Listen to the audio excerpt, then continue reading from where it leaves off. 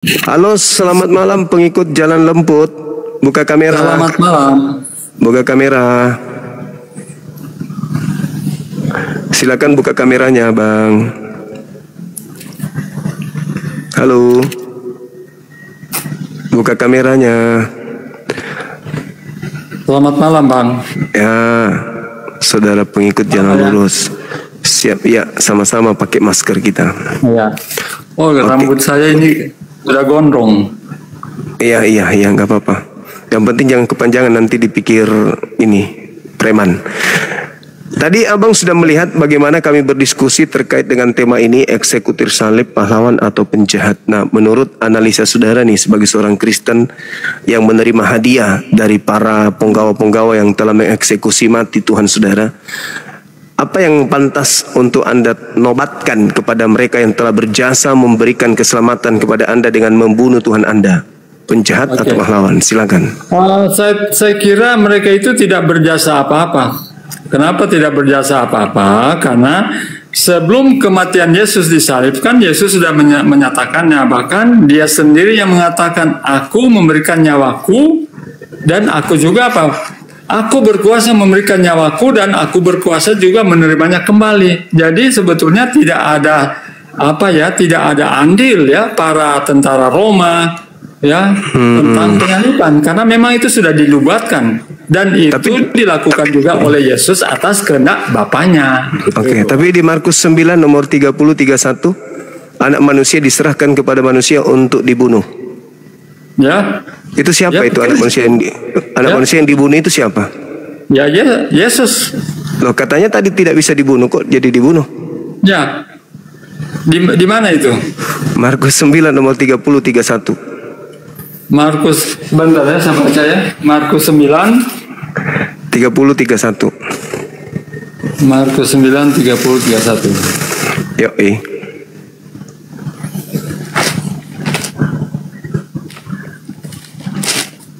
Markus 9 3-31.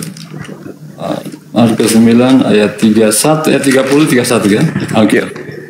Saya baca ya. Pemberitahuan tentang penderitaan Yesus. Iya.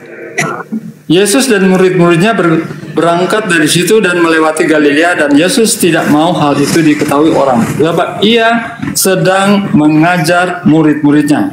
Ia berkata kepada mereka, anak manusia akan diserahkan ke dalam tangan manusia dan mereka akan membunuh dia, dan 3 hari sesudah itu ia dibunuh dan ia bangkit. Terlaksana nubuatannya kan? Memang sebelum terjadi itu, dia sudah katakan kepada murid-muridnya bahwa dia akan dibunuh dan dia akan bangkit pada hari yang ketiga, dan itu tergenapi. Tapi Anda tadi mengatakan dia tidak bisa dibunuh kecuali dia yang menyerahkan dirinya dan mengambilnya kembali. Nah, sekarang kenapa justru dalilnya dia mengatakan anak manusia akan diserahkan ke dalam tangan manusia dan dia akan dibunuh. Dia akan dibunuh. Tadi katanya tidak ada yang bisa membunuhnya kecuali dia sendiri yang menyerahkan nyawanya dan berkuasa mengambilnya kembali. Oke. Tadi saya tidak mengatakan bahwa dia tidak mau dibunuh. Ya, saya tidak mengatakan dia tidak mau dibunuh atau dia tidak bisa mati. Saya katakan bahwa dia menyerahkan nyawanya. Dia berkuasa menyerahkan nyawanya dan juga berkuasa menerimanya kembali. Itulah tugas yang aku terima dari Bapa. Jadi tapi dia mengatakan tidak ada yang bisa mengambil nyawaku. Itu kata dia. Tidak ada yang bisa mengambil nyawanya, artinya tidak ada yang bisa membunuhnya. Tapi kok di situ anak manusia, mereka akan membunuh dia, mereka akan membunuh dia. Artinya Yesus yang dibunuh ini ya orang yang dibunuh, namanya dibunuh ya, artinya dia tidak kuasa. Faktanya dia dibunuh. Kecuali dia bunuh diri. Nah, itu baru bisa masuk, karena tidak ada kekuatan yang bisa membunuh Yesus, nggak ada. Berarti anak manusia yang diserahkan kepada manusia ini bukan dirinya. Nah, sekarang percaya enggak Anda di dalam Kisah Para Rasul 4 nomor 11 itu Yesus adalah batu penjuru yang dibuang oleh tukang-tukang bangunan. Percaya enggak Anda? Ya, itu kan kiasan. Yesus itu sebagai batu penjuru yang dibuang oleh tukang-tukang bangunan. Itu arti kiasan, bukan arti arah harafiah. Oke. Ketika kita melihat di dalam pernyataan Yesus di Lukas 24 nomor 44, dia mengatakan harus digenapi semua yang tertulis tentang aku di dalam kitab Mazmur. Anda percaya ucapan Yesus tersebut? Ya, betul. Yang ada di dalam Mazmur 118 nomor 17, aku tidak akan mati. Itu siapa? Mazmur 100 berapa? 100 dulu. 118. Mazmur 118 ayat 17. 117 ya. Mazmur 118 ayat 17. Mazmur 117 ayat 18. Mazmur 117, Mazmur 117 itu cuma 2 ayat, bro. 118 nomor 17. Oh, 118 ayat 17 ya. Aku tidak akan mati tetapi hidup, dan aku akan menceritakan perbuatan-perbuatan Tuhan. Di sini tidak berbicara tentang Yesus, saya kira. Ya? Yesus itu, Bang. Baca nomor 22-nya. Coba kita mulai dari ayat 1 ya. Nah, nyanyian puji-pujian. Bersyukurlah kepada Tuhan sebab Ia baik, bahwasanya untuk selama-lamanya kasih setianya. Biarlah Israel berkata, bahwasanya untuk selama-lamanya kasih setianya. Biarlah kaum Harun berkata, bahwasanya untuk selama-lamanya kasih setianya. Biarlah orang yang takut akan Tuhan berkata, bahwasanya untuk selama-lamanya kasih setianya. Dalam kesesakan aku telah berseru kepada Tuhan. Tuhan telah menjawab aku dengan memberi kelegaan. Tuhan di pihakku, aku tidak akan takut. Apakah yang dapat dilakukan manusia terhadapku? Jadi ini berbicara secara umum. Kalau kita baca terus, ini tidak merujuk pada penyaliban Yesus. Coba Anda baca di nomor 22-nya coba. Jangan tergesa-gesa, baca nomor 22-nya dulu. Nomor berapa? Nomor 22-nya Anda baca. Nomor 22? Iya. Nomor 22. Batu, oke. Batu yang dibuang oleh tukang-tukang bangunan telah menjadi batu penjuru. Hal itu terjadi dari pihak Tuhan. Suatu perbuatan ajaib di mata kita. Inilah hari yang dijadikan Tuhan. Marilah kita bersorak-sorak dan bersukacita karenanya. Tetapi ini tidak berbicara tentang penyaliban. Iya. Kalau Anda juga mau dengar dulu, Bang. Dengar dulu. Yesus mengatakan bahwasanya harus digenapi semua yang tertulis tentang aku dalam kitab Mazmur. Tadi di Kisah Para Rasul 4 nomor 11 Anda mengatakan itu Yesus. Itu Yesus kan? Berarti kalau dikatakan dalam Mazmur 18 nomor 22, batu penjuru yang dibuang oleh tukang bangunan itu adalah Yesus, berarti yang mengatakan aku tidak akan mati tetapi aku hidup. Dan di data nomor 18-nya itu sangat jelas dikatakan oleh Yesusnya, Tuhan telah menghajar aku dengan keras, tetapi Tuhan tidak menyerahkan aku kepada kematian, kepada maut. Itu untuk Yesus, bukan untuk yang lain. Oke. Tapi itu tidak berbicara tentang penyaliban. Mari saya bawa Anda di Mazmur pasal 22. Tunggu dulu. Sabar. Nah, saya ngerti kalau itu sudah di luar kepala itu saya. Nah, sekarang Petrusnya mengatakan tentang penyaliban itu di dalam Mazmur ini. Petrusnya yang berkhotbah di dalam Kisah Rasul 2 nomor 29 sampai nomor 33. Di situ kemudian Petrus berkhotbah bahwa Daud yang adalah nabi telah bernubuat telah melihat penglihatan terkait dengan Mesias. Jasadnya tidak ditinggal di alam kubur dan tidak mengalami kematian, melainkan di data tiga-tiganya ditinggikan oleh tangan kanan Elohim. Berarti dia tidak mengalami kematian. Nah, Petrus ini merujuk kepada mana? Petrus merujuk kepada Mazmur 118 tadi. Dia tidak mengalami kematian. Aku tidak akan mati. Oke, saya jawab ya. Jadi memang di situ batu yang dibuang oleh tukang-tukang bangunan, tetapi di situ bukan merujuk pada penyaliban. Aku tidak akan mati. Bentar. Itu merujuk kepada penyaliban.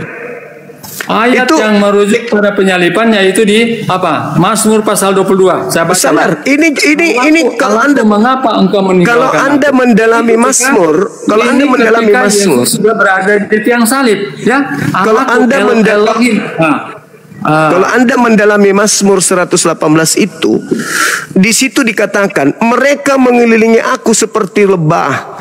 Mereka kemudian dikatakan mereka mengelilingi aku seperti lebah, lalu kemudian mereka menyala-nyala seperti api duri.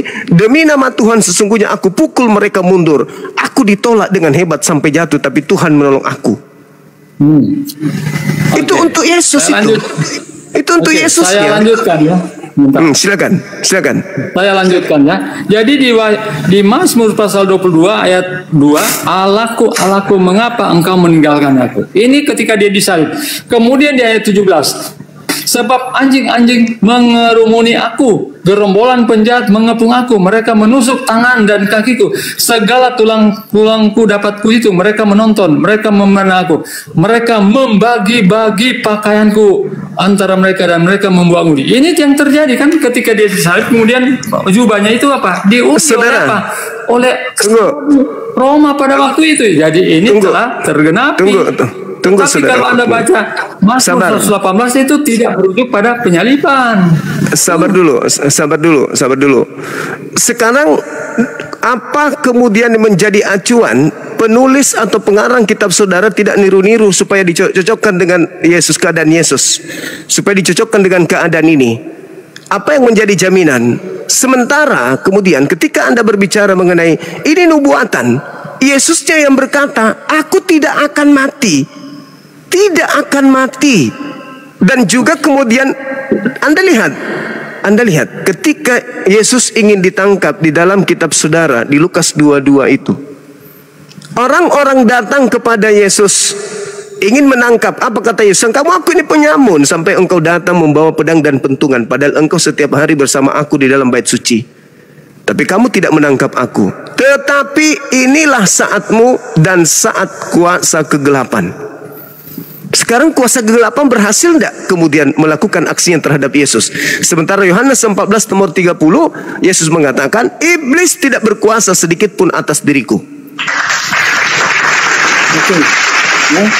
Sebelum penyalipan, bahkan dia sudah wanti-wanti kepada murid-muridnya. Mari kita baca di dalam Matius ya, Matius pasal 16 ya, Matius pasal 16. Pemberitahuan tentang penderitaan Yesus dan syarat-syarat mengikuti dia. Ya, sejak waktu itu Yesus mulai menyatakan kepada murid-muridnya bahwa ia harus pergi ke Yerusalem dan menanggung banyak penderitaan dari pihak tua-tua, imam-imam kepala, dan ahli-ahli Taurat, lalu dibunuh dan dibangkitkan pada hari yang ketiga. Itu belum terjadi penyalipan. Bahkan Yudas pun dia sudah katakan bahwa ada yang ikut pada perjamuan itu akan menyerahkan dia. Dan itu telah terjadi kan. Boleh Anda baca sampai nomor 23. Ketika Yesus berada di taman bersama murid yang lain, kemudian datanglah Yudas dan tentara Romawi. Dan ketika Yudas di situ dia kan mencium Yesus. Pada waktu itulah Yesus ditangkap, kemudian dihadapkan ke pengadilan, dan itu melalui proses-proses sampai pada penyalipan itu terjadi, dan itu terjadi sesuai dengan apa yang sudah dia buatkan. Aku datang bukan untuk dilayani, tetapi untuk melayani, bahkan memberikan nyawa sebagai tebusan bagi banyak orang, dan itu sudah tergenapi. Sekarang boleh Anda baca di dalam nomor 23-nya di Matius 16 tadi yang Anda baca. Matius berapa? Yang Anda baca barusan. Matius 16 nomor 23, Anda teruskan. Ayat 23. Iya. Oke. Ayat 23. Maka Yesus berpaling dan berkata kepada Petrus, "Hanyalah iblis, engkau suatu batu sandungan bagiku, sebab engkau bukan memikirkan apa yang dipikirkan Allah, melainkan apa yang dipikirkan manusia." Oke. Apa yang dipikirkan oleh Petrus di situ?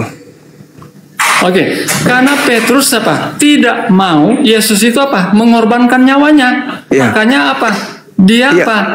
yang dipikirkan, Yesus menghardik Petrus. yang dipikirkan kenapa? Petrus.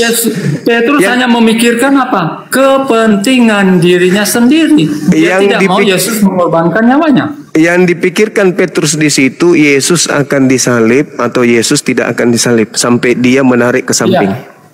Oke, Petrus tidak rela Yesus disalib. Nah, berarti Yesus Petrus berpikir kalau Yesus itu akan disalib, kan? Petrus tidak mau kalau Yesus disalib, tapi Petrus pikir bahwa dia akan disalib, tapi dia tidak mau. Itu dia. Tidak mau. Itu. Jadi Petrus menarik Yesus ke samping. Jangan kau mati, jangan. Kau ke sana kau mati. Kalau kau ke sana kau mati. Betul. Itu pikiran manusia. Ya. Pikiran Tuhannya bertentangan dengan itu. Pikiran Tuhannya tidak akan ada orang yang bisa mencederai kemudian Yesus. Loh, harus ada pertentangan antara yang dipikirkan manusia. Makanya Yesus mengatakan, "Nyala iblis, kamu adalah batu sandungan bagiku. Kamu hanya memikirkan apa yang dipikirkan manusia. Kau tidak memikirkan apa yang dipikirkan oleh Elohim. Kau menyepelekan Tuhanku," maksudnya. Tuhanku itu maha perkasa, maha kuasa. Dia akan melindungi aku. Itu maksudnya. Makanya sabar dulu. Sabar. Kita buktikan. Ketika di Lukas 22 kemudian nomor 4344. Orang-orang datang kan? Dia kan berdoa tuh. Sebelum tentara Romawi datang, dia berdoa dulu. "Ya Bapa, biarkanlah cawan ini berlalu daripadaku, tapi bukan atas kehendakku, tapi atas kehendak-Mu." Maka seorang malaikat turun dari langit, datang kepada Yesus, memberikan kekuatan kepada Yesus. Dia semakin bersungguh-sungguh berdoa dan peluhnya seperti titik dar yang bercucuran ke tanah. Itu tujuan malaikat turun memberikan kekuatan kepada Yesus. Itu apa tujuannya? Oke, malaikat datang menguatkan Yesus supaya apa? Yesus itu apa? Kehendak Bapa yang terjadi, bukan kehendaknya. Secara manusia dia tidak Secara manusia, secara manusia dia tidak sanggup. Tetapi oleh karena Bapa mengutus malaikat untuk menguatkan dia, sehingga apa? Apa yang terjadi? Kehendak Bapa yang terjadi. Itu yang terjadi. Oke, kita lihat. Terus izinkan saya berbicara. Jadi Yesus berdoa, malaikat turun untuk memberi kekuatan. Ketika di dalam Matius 4 atau Lukas 4, iblis mencoba Yesus. Kata iblis, "Yesus, jika engkau adalah anak Tuhan, jatuhkan dirimu ke bawah, sebab ada tertulis tentang engkau bahwa Tuhan akan datang, Tuhan akan mengutus malaikatnya agar menatang engkau di tangannya, agar kakimu tidak terantuk kepada batu." Betul enggak? Anda akui enggak itu? Saya akui. Itu tertulis di mana? Sebab ada tertulis. Tuhan akan mengutus malaikatnya agar menatang engkau di tangannya, agar kakimu tidak terantuk kepada batu. Itu tertulis di mana? Di Mazmur 91. Berarti Mazmur 91 itu adalah nubuat untuk Yesus, kan? Oke. Boleh Anda bacakan Mazmur 91 dari data nomor 8-nya sampai data 16-nya, boleh? Belum saya buka itu. Ya. Ketika Anda membawa pencobaan di padang gurun, itu tidak berbicara tentang penyaliban. Jadi malaikat sudah datang. Sudah datang. Makanya baca Mazmur 91. Matius pasal 4 itu, ketika Yesus setelah selesai berpuasa selama 40 hari 40 malam kemudian dicobai oleh iblis, itu tidak berbicara tentang penyaliban. Jadi Anda harus ingat itu. Ya, jadi tunggu. Malaikat yang dinubuatkan itu betul-betul datang, dan Anda sudah mengakui bahwa itu untuk Mazmur 91 itu untuk Yesus, dan ya, malaikat sudah datang. Dengar. Oke, tapi itu tidak merujuk pada penyaliban. Oke, saya baca dalilnya kalau begitu. Di dalam Mazmur 91 pada Matius pasal 4 ya. Oke. Saya baca juga dan Lukas 4. Nah, di situ dikatakan begini. Orang yang duduk di dalam perlindungan yang maha tinggi dan bermalam dalam naungan yang maha kuasa akan berkata kepada Tuhan, tempat perlindunganku dan kubu pertahananku, Tuhanku yang kupercayai. Itu ucapan-ucapan Yesus tuh. Sungguh dialah yang melepaskan engkau dari jerat. Itu masih berkesinambungan. Lalu kemudian data nomor 5, engkau tidak usah takut terhadap gelapnya malam, dahsyatnya malam, terhadap panah dan seterusnya, bla bla bla bla bla. Lalu dikatakan, walau 1000 orang rebah di sisimu dan 10.000 di sebelah kananmu, tetapi itu tidak akan menimpamu. Engkau hanya menonton, engkau hanya melihat dengan matamu sendiri dan melihat pembalasan terhadap orang-orang fasik. Fasik ini apa? Amsal 17:23. Fasik adalah orang yang menerima suap. Engkau hanya menonton dengan matamu sendiri dan melihat pembalasan terhadap orang fasik. Sebab Tuhan adalah tempat perlindunganmu yang maha tinggi, dan Dia adalah tempat perteduhanmu. Terus, malapetaka tidak akan menimpa engkau, tulah tidak akan mendekati kepada kemahmu. Sebab malaikat-malaikatnya akan diperintahkannya kepadamu untuk menatang engkau di jalanmu. Mereka akan menatang engkau di atas tangannya, agar kakimu tidak terantuk kepada batu. Itu untuk Yesus. Dengan panjang umur akan aku kenyangkan engkau, dan aku perlihatkan kepadamu keselamatan daripadaku. Malaikat turun membawa Yesus terangkat, dan Yesus hanya menonton orang fasik sebagai pembalasan. Oke, silakan. Betul itu untuk Yesus. Tapi Yes. itu tidak berbicara, tetapi itu di luar konteks penyaliban. Ya, kenapa? Terus kalau Anda mau mengatakan konteks penyaliban, silakan. Yesus sudah mengatakan kepada murid-muridnya bahwa apa? Dia akan pergi ke Yerusalem dan kemudian akan menerima apa? Perlakuan dari imam-imam kepala, ahli-ahli Taurat, kemudian apa? Dibunuh dan pada hari yang ketiga dibangkitkan, dan itu sudah terjadi. Jadi nubuatannya itu sudah digenapi. Tapi kalau Anda merujuk pada kitab Mazmur, itu juga bertentangan dengan ucapan Yesus, bertentangan dengan nubuatan untuk Yesus. Dan Yesus pada saat Anda berbicara mengenai kitab Matius itu, Yesus hanya mengatakan anak manusia akan diserahkan kepada manusia, mereka akan membunuh dia. Dia di situ siapapun boleh, penggantinya boleh, pengkhianat boleh. Tidak bohong Yesus itu. Masalahnya sekarang adalah ketika Petrus menarik dia ke samping dan berkata, "Enyahlah iblis, kamu hanya memikirkan apa yang dipikirkan manusia."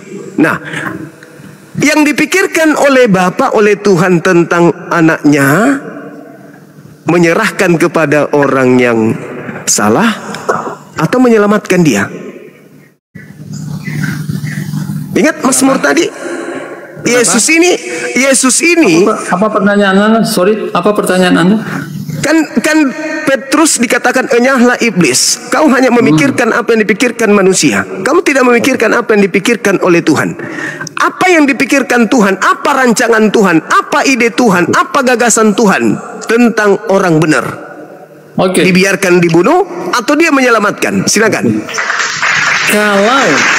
Kalau di konteks tentang Yesus itu adalah apa? Yesus menyerahkan nyawanya atas apa? Tentunya kehendak Bapanya di surga. Karena segala sesuatu yang dilakukan oleh Yesus kan atas kehendak Bapanya. Dia tidak melakukan di luar kehendak Bapa. Jadi makanya ketika dia berdoa, biarlah cawan ini berlalu daripadaku, tetapi biarlah kehendakmu yang jadi. Jadi apa yang sudah datang terjadi malaikat meminta Yesus itu atas kehendak Bapanya di surga. Datang malaikat memberi kekuatan. Yang berikut, bukankah ketika dia sudah mau ditangkap dan dia katakan, saya tiap hari berada di bait Allah, kenapa kamu tidak menangkap saya? Karena dia katakan itu belum saatnya, nanti saatnya tiba. Saat apa yang tiba? Saat apa yang tiba? Penyelamatan atau kuasa kegelapan? Saat penyaliban. Saatnya kuasa kegelapan. Enggak, itu penyaliban. Tetapi inilah saatmu dan kuasa kegelapan. Oh, tidak seperti itu. Silakan Anda baca Lukas 22 nomor 53, silakan. Matius. Ya, di Matius. Oke. Lukas 22 ya, dan bentar. Lukas 22 nomor 53, silakan Anda baca. Bentar.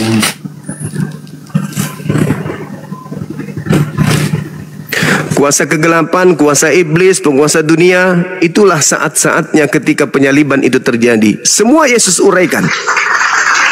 Saat detik ingin disalib adalah kuasa kegelapan. Saat kemudian dia ingin disalib, saatnya penghakiman atas dunia, saatnya penguasa dunia datang dan akan dilemparkan. Semua adalah kuasa kegelapan. Oke. Masih di Matius pasal 17 juga ayat 22. Sama juga ya. Pada waktu Yesus dan murid-muridnya bersama-sama di Galilea, ia berkata kepada mereka, Anak manusia akan diserahkan ke dalam tangan manusia, dan mereka akan membunuh dia, dan pada hari yang ketiga akan dibangkitkan. Maka hati murid-muridnya itu pun sangat-sangat sedih. Jadi ini memang sebelum penyaliban itu terjadi, brother, dia sudah wanti-wanti kepada murid-muridnya, mengatakannya. Makanya kan Petrus ketika itu Petrus tidak mau Tuhannya itu mati, ya. Makanya Yesus apa? Ya Yesus apa? Menampik dia karena nampaknya Petrus mau menghalang-halangi akan kematian Yesus di kayu salib. Makanya kan apa? Yesus sudah apa? Menyangkal. Bahkan sebelum Petrus menyangkal 3 kali, Yesus sudah apa? Katakan, sebelum ayam berkokok 3 kali, kamu sudah menyangkal aku. Sebelum ayam berkokok, kamu sudah menyangkal aku 3 kali. Dan itu terjadi di apa? Di halaman pengadilan. Ya itu kan bisa dibantah lagi. Oke. Sekarang penyaliban itu kuasa kegelapan atau kuasa kebenaran? Oke. Itu adalah kehendak Bapa dari surga. Kenapa Yesus katakan kuasa kegelapan? Yesus atas kehendak Bapa, bukan atas kehendak dia sendiri. Kenapa Yesus mengatakan orang yang ingin membunuhnya itu adalah anak iblis? Kenapa orang yang menangkapnya itu adalah kuasa kegelapan? Di mana Yesus mengatakan bahwa orang yang menangkap Yesus mengatakan bahwa orang yang menangkap dia itu adalah kuasa kegelapan? Di dalam Lukas 22 nomor 53. Lukas 22 ayat 53. Lukas 22 ayat 53. Oke. Lukas 22 ayat 53. Saya baca ya. Padahal ini sebetulnya bagus ini ya. Padahal tiap-tiap hari aku ada di tengah-tengah kamu di dalam bait Allah, dan kamu tidak menangkap aku. Tetapi inilah saat kamu, dan inilah kuasa kegelapan itu. Oke. Pertanyaannya di sini apa? Saatnya belum tiba, dan inilah saatnya untuk mereka menangkap dia. Maka terjadi itu kan? Ya, penyaliban itu apa? Penyaliban itu kuasa kebenaran atau kuasa kegelapan? Oke. Kalau menurut Yesus, apakah itu kehendaknya atau kehendak Bapaknya di surga? Nah, tunggu dulu, jangan ke situ. Kalau kehendak Bapa sudah jelas, turun malaikat membantu. Artinya tergenapi yang dikatakan iblis. Jika kamu anak Tuhan, Tuhan akan datang menolongmu. Dan itu terbukti, malaikat datang memberi kekuatan. Sekarang pertanyaan saya, setiap hari engkau bersama dengan aku di dalam bait suci mengajar, tapi kau tidak menangkap aku. Tetapi saatmu sudah tiba dan kuasa kegelapan. Pertanyaan saya, ketika orang itu berupaya menangkap Yesus, menyalib Yesus, membunuh Yesus, itu kuasa kegelapan atau kuasa kebenaran?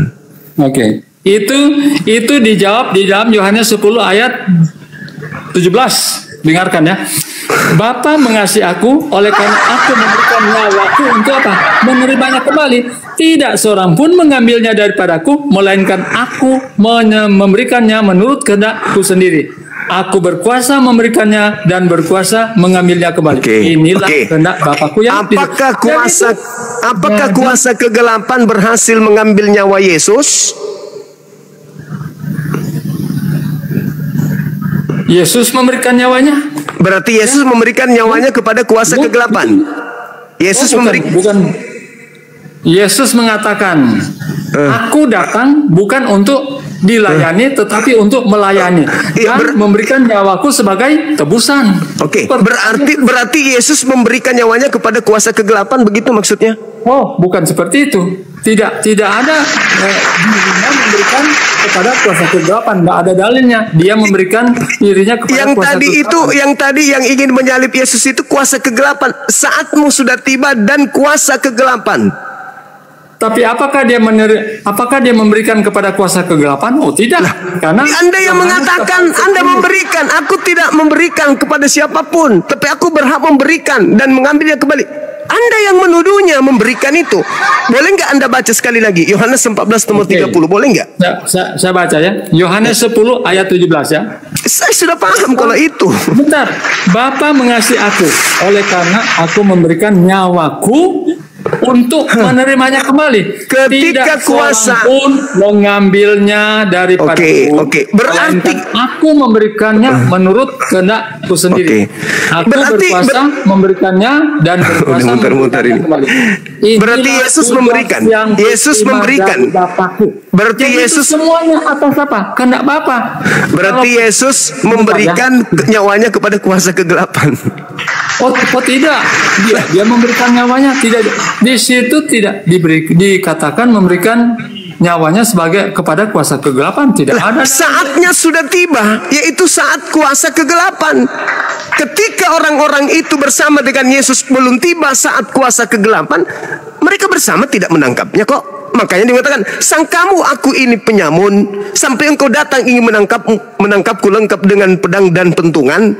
Padahal setiap saat kamu bersama-sama aku dalam bait suci mengajar. Kau tidak menangkap aku. Tetapi saatmu tiba dan kuasa kegelapan. Makanya kamu harus menangkap aku. Kamu harus berusaha membunuh aku. Karena inilah saatnya kuasa kegelapan. Pertanyaan saya, apakah Tuhan menyerahkan Yesus kepada kuasa kegelapan? Tidak ada ya, karena berarti Yesus tidak disalib. Kenapa? Dia memberikan nyawanya apa? Atas kehendak Bapanya di surga. Nah, oke. Sekarang Anda baca di dalam Yohanes 14 nomor 30. Di situ Yesus mengatakan, tidak banyak lagi aku akan berkata-kata dengan kamu, sebab penguasa dunia telah datang dan sedikit pun tidak berkuasa atas diriku. Ya, memang. Ketika kuasa kegelapan ingin menyalibkan Yesus, berkuasa nggak kuasa kegelapan ini? Kuasa kegelapan tidak berkuasa kalau apa? Bapa tidak apa? Lu kok jadinya ke Bapa? Anda sudah belepotan. Yesus mengatakan dan tidak berkuasa kalau apa? Yesus tidak menyerahkan nyawanya. Berarti Yesus bertentangan dong dengan pengakuannya. Tidak lama lagi aku bersama-sama dengan kalian, sebab penguasa itu telah datang, penguasa dunia yaitu iblis telah datang, dan dia penguasa gelap itu, penguasa dunia itu sedikit pun tidak berkuasa atas diriku. Ya, ketika iblis menginginkan pembunuhan terhadap Yesus, berkuasa enggak dia? Kuasa kegelapan itu tidak berkuasa kalau Yesus apa? Tidak memberikan nyawanya. Berarti Yesus memberikan nyawanya kepada kuasa kegelapan. Kuasaannya ke otoritas tertinggi dari Bapaknya. Berarti Yesus memberikan dari Bapa, bukan dari kekuasaan kegelapan. Berarti Yesus memberikan nyawanya kepada penguasa gelap. Oh, bukan seperti itu. Nah, berarti dia tidak disalib. Berarti tidak disalib.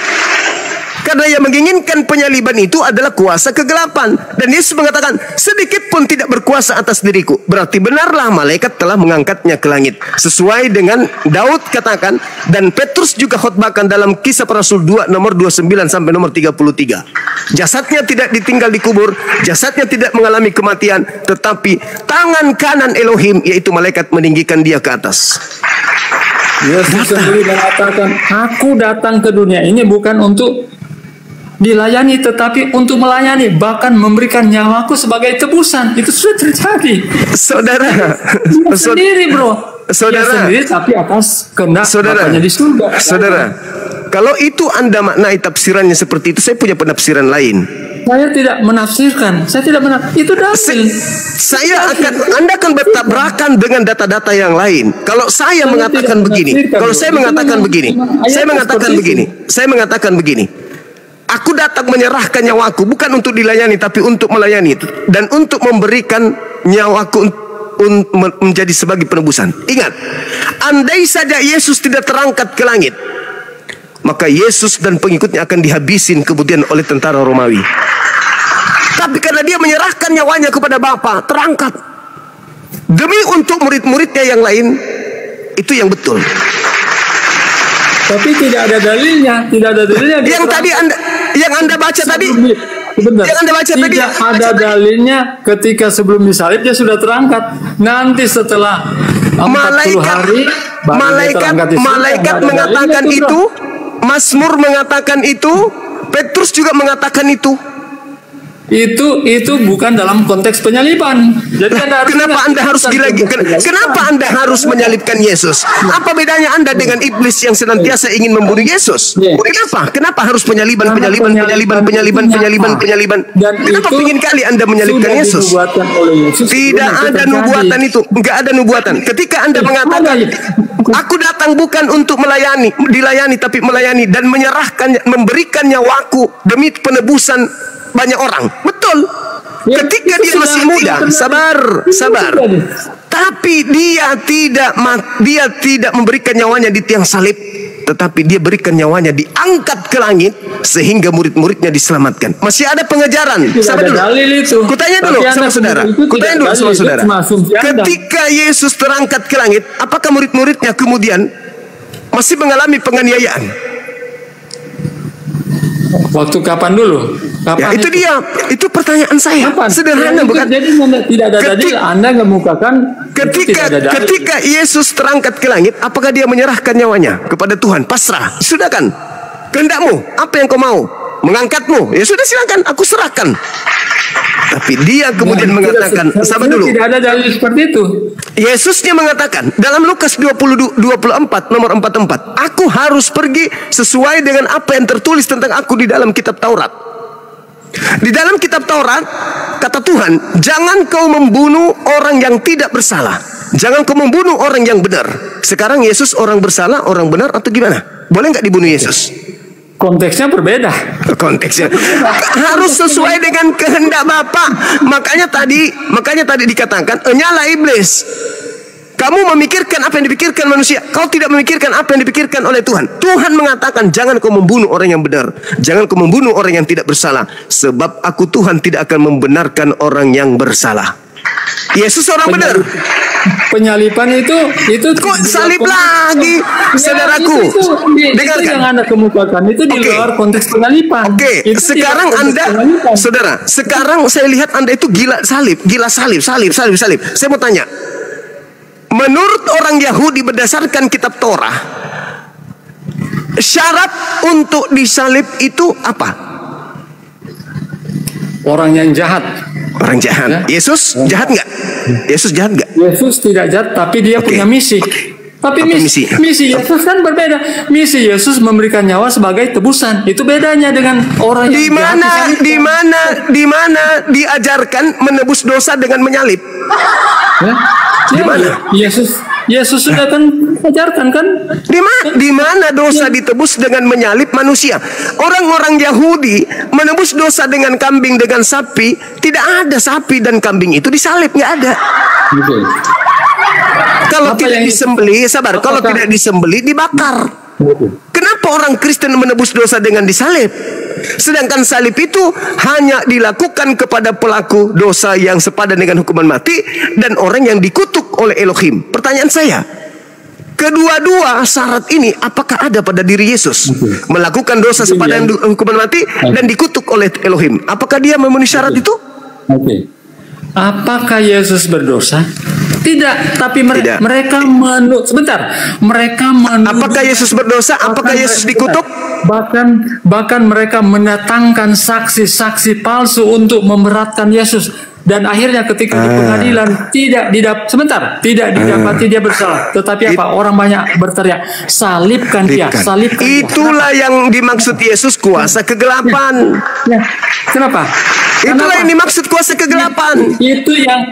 Itu yang sudah dinubuatkan oleh Yesus, oleh ahli Taurat, orang-orang yang tidak. Itulah dan bangkit pada hari yang ketiga. Itu nubuatan Yesus yang sudah terjadi. Itulah yang dikatakan kuasa kegelapan, dan kuasa kegelapan ini sedikit pun tidak berkuasa atas diriku. Sekarang permasalahannya begini. Yang menginginkan penyaliban itu iblis atau Tuhan? Yang menginginkan. Oh, Yesus memberikan nyawanya sendiri, bro. Kan sudah, aku datang bukan untuk dilayani, tetapi untuk melayani. Bahkan tafsirannya itu tadi, tafsirannya itu. Jadi dia sudah nubuatkan, bro. Jadi tergenapi. Sekarang saya ulangi pertanyaan saya. Yang menginginkan penyaliban Tuhan atau iblis? Yang menginginkan penyaliban itu adalah kehendak Bapakku di surga. Tolong tunjukkan dalilnya. Apa? Tunjukkan Makanya dalilnya. Tunjukkan dalilnya Bapak menginginkan pembunuhan terhadap orang benar. Di mana dalilnya? Dengarkan ini. Bapa mengasihi aku, ya, oleh karena aku memberikan nyawaku, ya, untuk menerimanya kembali. Tidak seorang pun mengambilnya daripadaku, melainkan aku memberikannya menurut. Aduh, parah. Berkuasa memberikannya. Yang dimaksud itu, inilah kehendak Bapakku yang di sorga. Aduh, susah ini. Atas kehendak Bapakku di sorga. Sudah teracuni otaknya. Mengasihi Bapa, diangkat dia ke atas, menyerahkan nyawanya untuk diangkat ke atas. Itu maksudnya, bukan di tiang salib. Kenapa Anda pingin kali Yesus orang benar ini disalib? Kenapa kalian itu sama seperti setan? Kenapa? Kenapa saudara-saudara ini mirip setan? Pingin sekali Yesus mati. Ada apa? Kenapa pingin kali Yesus mati orang ini? Sementara Tuhan mengatakan, jangan kau membunuh orang yang benar, jangan kau membunuh orang yang tidak bersalah, sebab aku Tuhan tidak akan membenarkan orang yang bersalah. Nubuatan Yesus. Nubuatan terus. Saudara, yang mengerti tentang kitabnya Yahudi, Anda atau orang Yahudi? Sedangkan orang-orang Yahudi, ahli Taurat, mahkamah agama, orang Farisi, imam kepala sudah berkumpul. Tidak ada yang menjadikan kemudian kitab Torah itu, kitab Tanakh itu sebagai nubuat untuk Yesus. Mereka membunuh kemudian Yesus hanya karena mereka cemburu terhadap kehebatan Yesus, dan mereka takut bangsanya dirampas oleh orang Romawi. Itu yang melatar belakangi pembunuhan, keinginan mereka membunuh Yesus. Kok mau sekarang saya tunjukkan nubuat tentang Yesus penyaliban? Sekarang coba sekarang yang saya sampaikan kepada saudara tadi, sudah berapa nubuat yang saya sampaikan kepada saudara? Hah? Sudah berapa? Dan kalau Anda mengatakan ada nubuatannya kemudian bahwa Yesus itu harus mati disalib, kalau begitu Anda menjadikan setan ini sebagai pahlawan dong. Berarti Anda menjadikan iblis sebagai pahlawan. Kenapa? Lukas 22 nomor 3, iblis merasuki Yudas. Akibatnya Yudas melaporkan Yesus, mengkhianati Yesus. Aku berkuasa Itu sudah kujelaskan, kalau dia berkuasa memberikan nyawanya dan menerimanya kembali, berarti dia bukan yang disalib. Pengertian itu adalah dia diangkat ke langit. Tidak ada yang mampu membunuh dia. Dia terangkat ke langit. Tak ada yang kekuatan yang bisa membunuhnya. Tidak ada. Di dalam Alkitab tidak ada terangkat di langit sebelum dia disalib, bro. Nanti setelah disalib, mari kita buktikan. Kita buktikan. Ya, berani Anda baca Lukas 22 nomor 69? Silakan dibaca. Anda yang baca. Apa? Lukas berapa? Lukas 22 nomor 68 nomor 69. Jangan lagi Anda plesetkan, itu Bible Anda sendiri. Lukas 22 ayat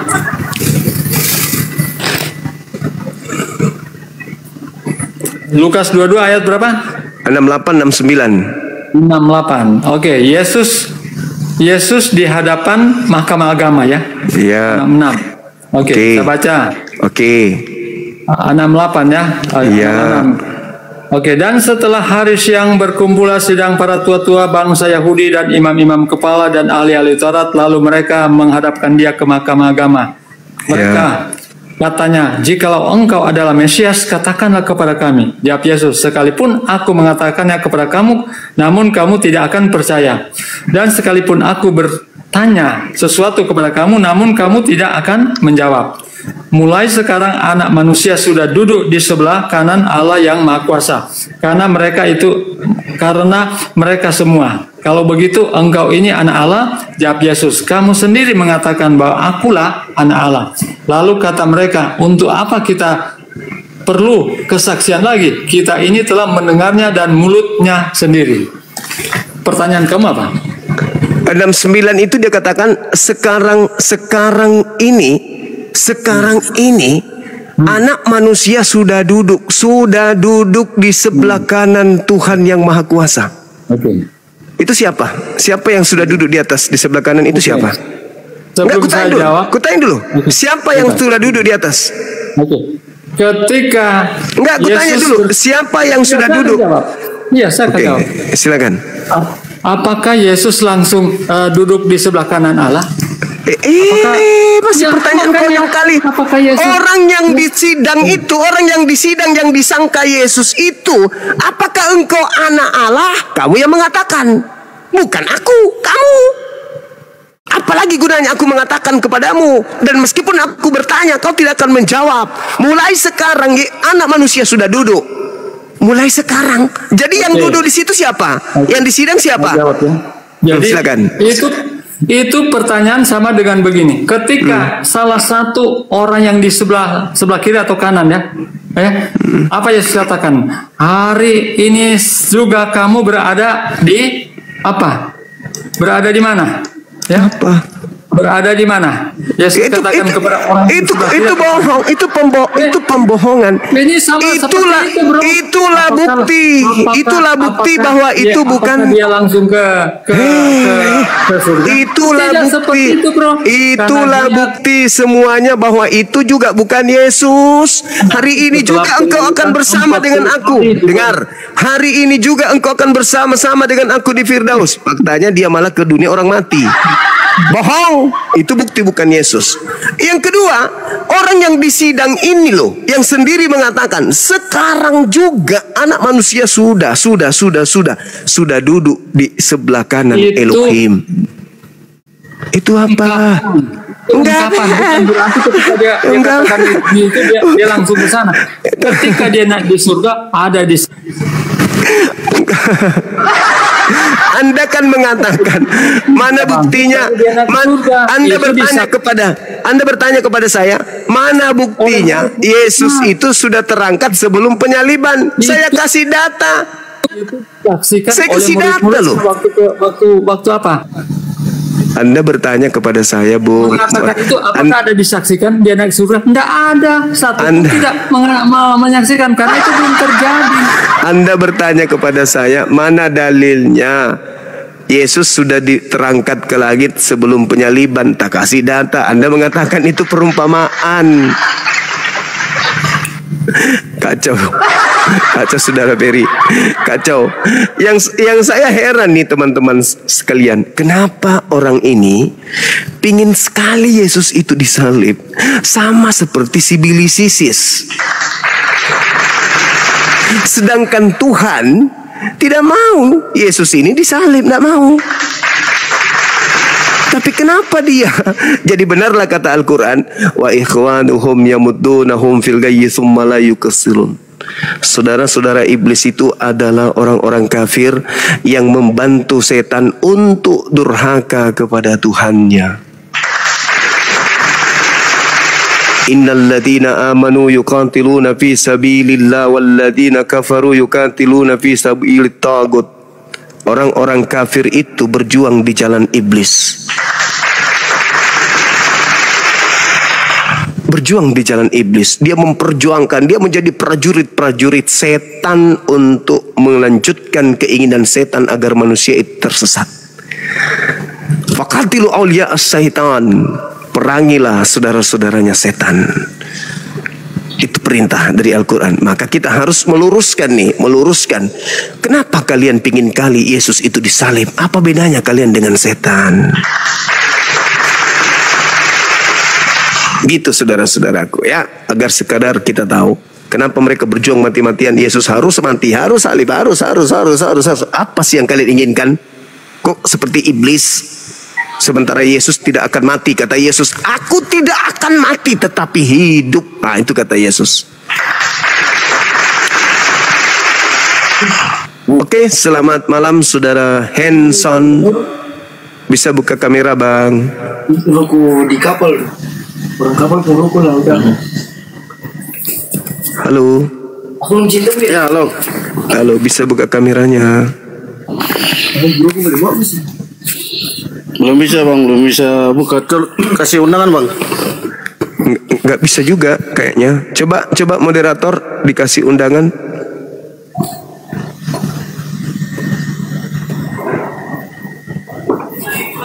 Bisa ya? Belum bisa bang. Belum bisa. Gimana Bang Handi? Moderatornya di bawah.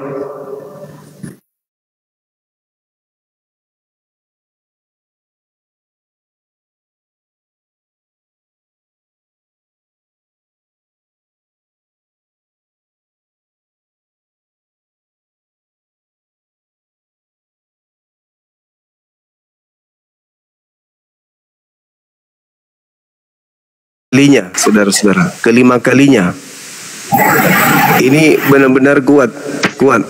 Teman-teman yang 16.000k ini, 16k ini, tolong di follow akun ini biar semakin banyak yang kemudian bisa mendengarkan materi-materi diskusi lintas agama kita, supaya teman-teman kita Kristen juga bisa nyimak, teman-teman Islam juga nyimak. Silakan di follow 16k yang ada di sini. Begitu juga teman-teman yang ingin nonton siaran ulang dari diskusi ini bisa ke channel Zulkifli M. Abbas Official, channel YouTube saya ya. Karena video-video yang ada itu tersimpan di sana di YouTube Zulkifli M. Abbas Official. Silakan di-subscribe channel-channel kita. Mudah-mudahan dengan 16k ini bisa sebagian atau setengahnya masuk kembali ke YouTube. Untuk mensubscribe sana, tinggal di sana 10 menit minimal atau maksimal 5 menit kembali lagi ke TikTok. Silakan. Halo, selamat malam saudara Japin Gulo. Silakan buka kamera bang. Selamat malam Pak. Silakan buka kameranya bang biar enggak ngantuk kita. Buka dulu maskernya Bang. Enggak perlu, kok jadi masker pula jadi alasan. Silakan abangku buka. Kalau nggak dibuka maskernya, saya nggak mau nyalakan kamera saya bang. Oh ya sudah, abang istirahat aja dulu. Silakan ke gereja nyembah makhluk kuburan. Silakan.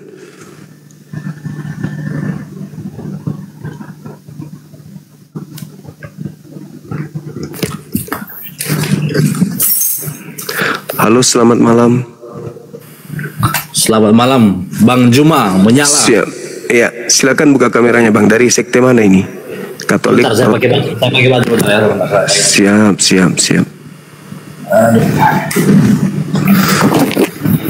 Bajuku.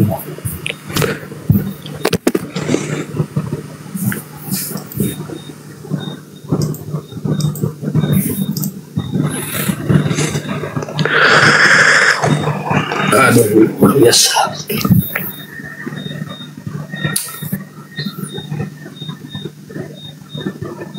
Ya.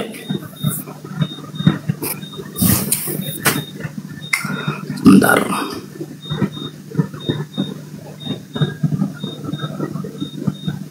Oke.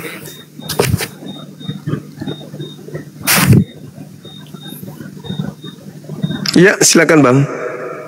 Dari mana? Katolik apa Protestan ini?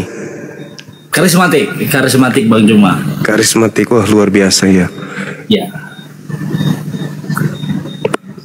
Oke, silakan. Karismatik itu juga menerima penyaliban ya? Ya, betul. Saudara tadi mendengarkan diskusi kami mungkin? Belum, saya baru masuk ini, Bang Juma. Saya baru masuk pula ini. Oke. Baik. Gimana?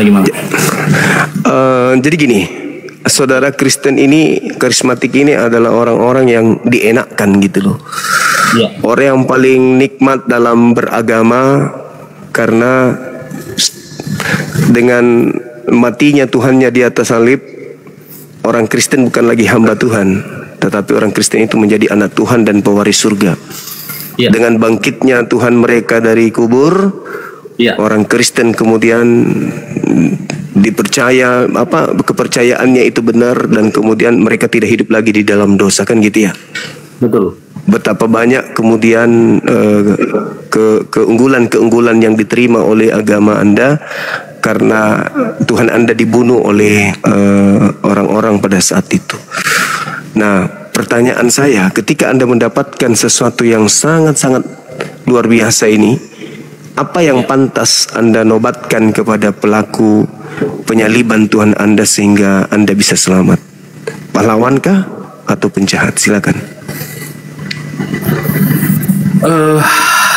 Untuk penyaliban Tuhan Yesus, Bang Juman, mungkin itu sudah nubuatan dari perjanjian lama ya. Memang dia harus mati untuk manusia, untuk menyelamatkan manusia.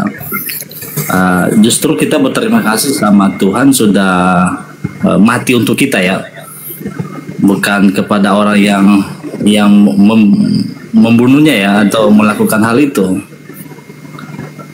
Nah, kalau menurut saya secara pribadi, bisa tidak Tuhan Anda mati tanpa mereka membunuhnya? Itu pertanyaan-pertanyaan seperti itu sebenarnya menjebak ya. Kalau dulu orang-orang mungkin seperti orang ateis ya, jadi pertanyaan mereka seperti begini: kenapa Yesus harus disalibkan? Kenapa biasanya orang Yahudi atau orang-orang di luar sana, biasanya orang kalau melakukan kesalahan itu biasanya dilempar dengan batu. Kenapa harus disalibkan gitu loh? Nah, ini adalah pertanyaan-pertanyaan menjebak sebenarnya. Kembali lagi ya Bang Juman, kalau secara pribadi, secara saya ya, mau gimana pun Yesus dibunuh, disalibkan, mau dilempar batu, mau apapun itu, keyakinan saya itu hanya dengan Tuhan sudah selamatkan saya gitu loh. Tuhan sampai jadi manusia untuk memberikan teladan, kasihilah musuhmu, kasihilah sesamamu manusia, dan itu saya lakukan. Istilahnya saya ikutin ajaran Yesus. Itu aja sih yang bikin saya, kenapa saya tetap ikut Tuhan sampai hari ini. Oke, baik. Ketika saudara mengatakan pertanyaan saya adalah pertanyaan menjebak, iya, itu artinya Anda sadar bahwa Anda telah menjebak diri Anda dalam sebuah keadaan. Bagaimana mungkin seorang penjahat melakukan tindakan kejahatan, lalu orang-orang yang menerima upah dari kejahatannya itu tidak mampu mengucapkan terima kasih sekalipun, apalagi mendudukkannya sebagai pahlawan. Tadi saya menyanjung Anda sebagai seorang karismatik, bukan lagi hamba Tuhan, tapi anak Tuhan, dan dijadikan sebagai pewaris surga. Belum lagi kalau Anda melihat di dalam Filipi 2, ya, di situ diterangkan kemudian bahwa seluruh nama yang ada di kolong langit dan di bumi ini bertekuk lutut kepada Dia dikarenakan Dia mati di atas salib. Sangat luar biasa. Di dalam Roma 14 nomor 9, untuk itulah Yesus mati agar Ia dibangkitkan untuk menjadi Tuhan bagi orang Kristen. Begitu juga di dalam Kisah Para Rasul 2 nomor 36. Orang Israel harus tahu bahwa Yesus yang kau salibkan itu telah dijadikan menjadi Tuhan dan Kristus. Luar biasa. Artinya kematian Yesus membuahkan sesuatu yang sangat-sangat nikmat bagi saudara. Tidakkah sedikit pun Anda mau mengucapkan terima kasih kepada Dia yang telah mengeksekusi Tuhan Anda? Karena Tuhan Anda mengatakan begini, Yohanes 10 nomor 17 nomor 8, tidak ada seorang pun yang mampu kemudian, tidak ada yang mampu kemudian mengambil nyawaku kecuali aku sendiri yang menyerahkannya dan berkuasa mengambilnya kembali. Tapi itu dilanggar. Apa buktinya? Ternyata dia dibunuh. Apa buktinya dia dibunuh? Markus 9 nomor 30-31. Lalu anak manusia akan diserahkan kepada manusia dan mereka akan membunuhnya. Nah tuh, berarti Tuhan Anda yang tadinya tak ada yang mampu membunuhnya ternyata dibunuh. Akibatnya apa? Dari pelaku-pelaku pembunuh ini, hebat kali ini pelaku pembunuh.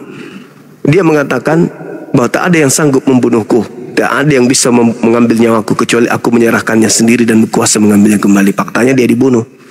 Artinya pelaku telah berhasil memberikan hadiah terindah dalam hidup saudara, yaitu keselamatan. Jadi kesimpulannya bukan Yesusnya yang pahlawan. Bukan Yesusnya juru selamat.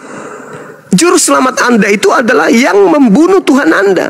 Tanpa Tuhan Anda dibunuh, Anda mau selamat seperti apa? Seperti apa Anda ingin membunuh? Sedangkan di dalam 1 Korintus 15 nomor 17, tanpa kebangkitan sia-sialah imanmu dan kamu tetap hidup di dalam dosa. Berarti orang yang menyalib Yesus itu adalah orang yang super berjasa untuk orang Kristen. Anda menjebak diri Anda sendiri dan keyakinan Anda yang selama ini Anda anut, Anda tidak pernah renungkan, Anda tidak pernah pikirkan, hanya menikmati doktrin dan dogma selamat. Kami adalah anak-anak Tuhan, bla bla bla bla bla bla bla. Ketika diurut kejadian itu, ternyata Anda berada pada sesuatu yang hampa. Silakan Anda keluar dari jebakan itu dengan alasan apa? Apakah dia pahlawan atau dia penjahat? Silakan. Kenapa sampai hari ini saya masih percaya Yesus ya Bang Juman? Karena semua sudah tertulis di Alkitab ya. Yesus mati, Yesus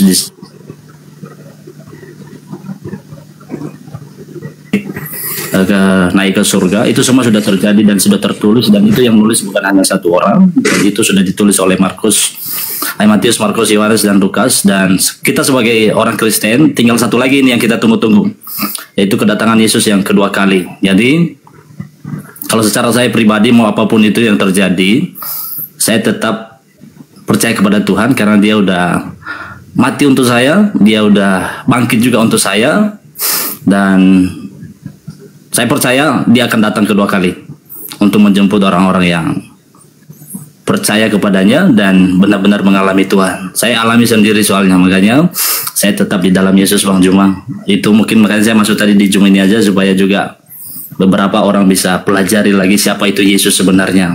Kenapa Yesus harus jadi manusia? Karena Dia harus memberikan teladan. Kenapa? Kalau kita lihat di Perjanjian Lama Bang Juma, manusia ini jatuh terus dalam dosa. Makanya kalau kita berbicara tentang keselamatan itu nggak ada selain dalam Yesus. Kenapa? Karena Yesus hanya Dia yang dari surga turun ke bumi, dan Dia yang tahu jalan ke surga. Kalau yang jadi pertanyaan sekarang, surga itu di mana? Ini yang menjadi pertanyaan orang ya. Ada yang bilang surga di atas, neraka di mana? Di bawah. Enggak juga, banyak orang yang ke atas, banyak juga orang yang ke bawah, tak ada.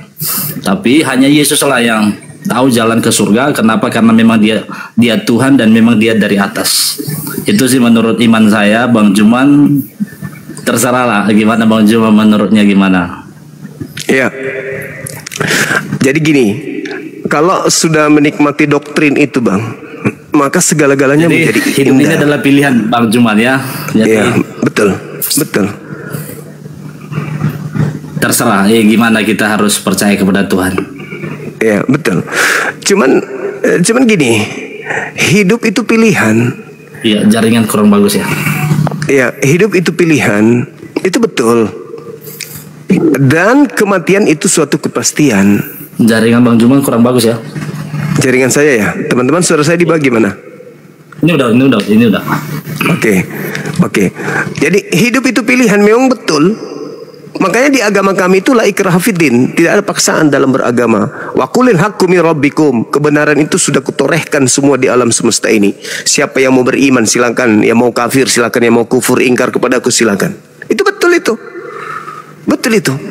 Orang yang tidak menggunakan akal sehat, tutup panci pun bisa dituhankan.